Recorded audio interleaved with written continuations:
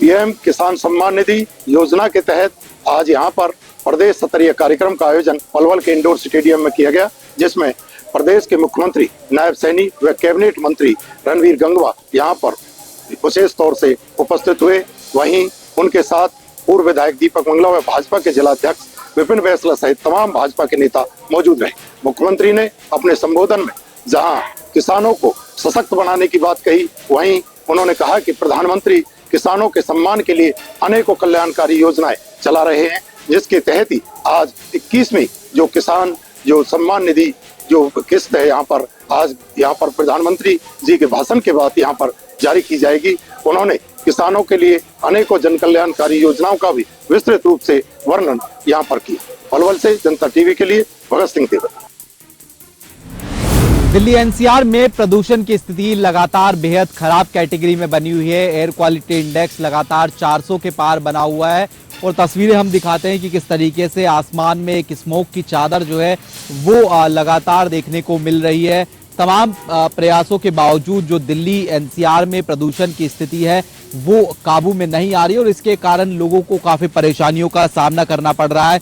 Supreme court में भी आज पोल्यूशन के मसले पर जो सुनवाई है वो हुई और उसके साथ साथ सुप्रीम कोर्ट ने कुछ जो अहम टिप्पणियां इस प्रदूषण की सुनवाई के दौरान की। उसमें ये कहा गया कि स्कूलों में जो नवंबर दिसंबर में खेल प्रतियोगिताएं होती हैं बच्चों को लेकर, वो जो है फिलहाल क्या कुछ महीने के लिए स्थगित कर दिए जाएं। इसको लेकर सुप्रीम कोर्ट की तरफ से अपनी बात जो है रखी गई। इसके साथ साथ हर महीने जो है पोल्यूशन के मामले पर जो सुनवाई है वो हो, इसको लेकर भी जो सुप्रीम कोर्ट की टिप्पणियां हैं वो निकलकर सामने आई। और चूंकि ग्रैब 3 के कारण कंस्ट्रक्शन बैन है, तो ऐसे में जो राज्य ग्रैब 3 में आते हैं, दिल्ली, पंजाब, हरियाणा, राजस्थान, जहां पर निर्माण गतिविधियों के कारण जो मजदूर हैं वो जो है काम नहीं कर पा रहे, तो उनको क्या निर्वाह भत्ता दिया जाए, इसको लेकर भी सुप्रीम कोर्ट ने जो आदेश है वो जो है फिलहाल दिए हैं। तो ऐसे में लगातार अगर हम बात करें प्रदूषण का मसला दिल्ली एनसीआर में एक अहम मसले के तौर पर देखने को मिलता नजर आता है।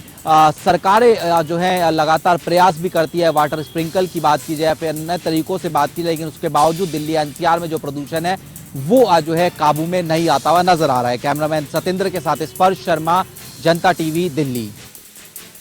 दिल्ली से सटे एनसीआर क्षेत्र पानीपत में प्रदूषण काफी बढ़ चुका है।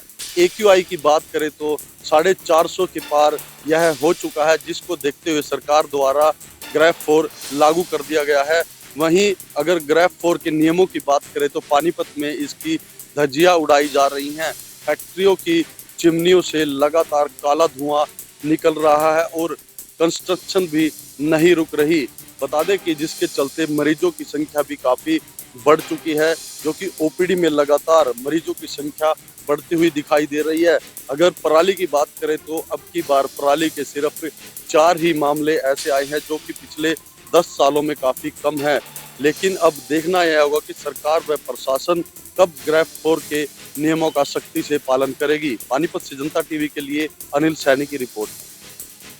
दिल्ली बॉम्ब ब्लास्ट में मारे गए डॉक्टर उमर नबी ने हरियाणा के नूंह जिले की हिदायत कॉलोनी के इसी मकान में 10 दिन किराए पर लिया था। डॉक्टर उमर नबी रिजवान और शोएब के संपर्क में था, जो यहां इस मकान की मालकिन अफसाना के करीबी रिश्तेदार बताए जा रहे हैं। जांच एजेंसियों ने शोएब और रिजवान को कई दिन पहले पूछताछ के लिए हिरासत में लिया था। हालांकि अभी तक ना तो उन्हें छोड़ा गया है और ना ही उनकी गिरफ्तारी की पुष्टि की गई है। इसके अलावा हरियाणा के नूंह जिले से अब तक कुल 7 संदिग्धों को पूछताछ के लिए हिरासत में लिया गया है, जिनमें 3 डॉक्टर, एक खाद्य विक्रेता को पूछताछ के बाद रिहा कर दिया गया है। बताया यही जा रहा है कि डॉक्टर उमर नबी नूंह जिले के पढ़े लिखे युवाओं को और खासकर जो आर्थिक तंगी से जूझ रहे थे उनको टेरर मॉड्यूल से जोड़ना चाहता था, लेकिन मेवात के युवाओं ने उन्हें कोई तवज्जो नहीं दी और वे उसके झांसे में नहीं फंसे।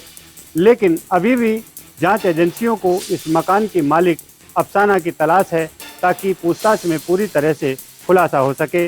दूसरी तरफ खबरें यह भी सामने आ रही हैं कि फरीदाबाद में जो विस्फोटक सामग्री और उपकरण थे, डॉक्टर उमर नबी इसी मकान में उसको शिफ्ट करना चाहता था, लेकिन केंद्रीय एजेंसियों ने जैसे ही जांच का दायरा बढ़ाया और जांच पड़ताल शुरू की गई, तो वह कहीं ना कहीं घबरा गया और उसी के बाद दिल्ली में एक बम ब्लास्ट में उसकी जान चली गई। उसके बाद से केंद्रीय एजेंसियां लगातार धरपकड़ कर रही हैं। उसके सहयोगियों को गिरफ्तार किया जा रहा है। कई लोगों की गिरफ्तारी की पुष्टि हो चुकी है और कई लोग अभी भी पूछताछ के लिए हिरासत में लिए हुए हैं। एनआईए और हरियाणा पुलिस के जवान पिछले 4 दिन से इसी मकान में लगातार छापेमारी कर रहे थे। बम स्क्वाड और डॉग स्क्वाड की टीमें भी यहां पर आई थी। उन्होंने कुछ संदिग्ध सामान भी यहां से अपने कब्जे में लिया है, लेकिन अभी तक उस महिला का पुलिस कोई सुराग नहीं लगा पा रही है जो इस मकान की मालिक है। कासिम खान, जनता टीवी, न्यू मेवात। लंदन में बैठकर फर्जी तरीके से गुरुग्राम की प्रॉपर्टी को बेचने वाले ठग को पुलिस ने गिरफ्तार कर लिया है।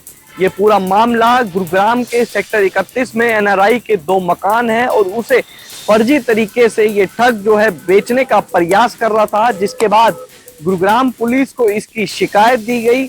आरोपी की पहचान लखविंदर सिंह के रूप में हुई है, जो कि पंजाब का रहने वाला है। बता दें कि एनआरआई ने गुरुग्राम पुलिस को शिकायत दी कि उसके 2 मकान जो कि सेक्टर 31 में है उसे फर्जी तरीके से बेचा जा रहा है।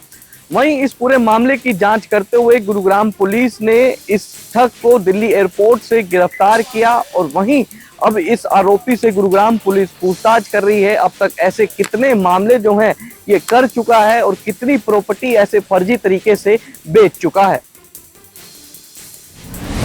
जींद के भिवानी रोड पर अंडरपास का काम पिछले लगभग 3 सालों से पेंडिंग पड़ा हुआ था और उसको लेकर जो आसपास के कॉलोनी के लोग हैं वो काफ़ी बार जींद के बड़े और उपायुक्त महोदय डीसी महाराजा से भी वो उन्होंने कई बार ज्ञापन सौंपा था कि इस जो ये रेलवे अंडरपास है इसको जल्दी से पूरा करा जाए, क्योंकि इसकी वजह से जो आसपास की जो कॉलोनियाँ हैं वो बाज़ारों में नहीं जा पाती। इनको अपने घरों पर जाने के लिए भी काफ़ी लंबा रास्ता दूसरी तरफ से डाइवर्ट करने के बाद घर पर जाना पड़ता है। ऐसे में लेकर अब जींद के बात की जाए तो रेलवे विभाग ने आज लेटर भी जारी किया गया है कि जो दिल्ली भिवानी रेलवे की जो फाटक है वो आज 3 घंटे के लिए बाधित रहेगी और जो कंस्ट्रक्शन का काम है वो अब शुरू हो जाएगा। लेकिन पिछले 3 सालों से जिस तरीके से जो काम ठप हुआ था उसमें आम लोगों को काफ़ी भारी परेशानियों का सामना भी करना पड़ा था। जो आसपास की जो दुकानें हैं उनका काम भी बिल्कुल पूरी तरह से ठप हो चुका था। वहाँ से लोग प्लान करने का काम उन लोगों ने शुरू किया था, क्योंकि जो व्यापार था वो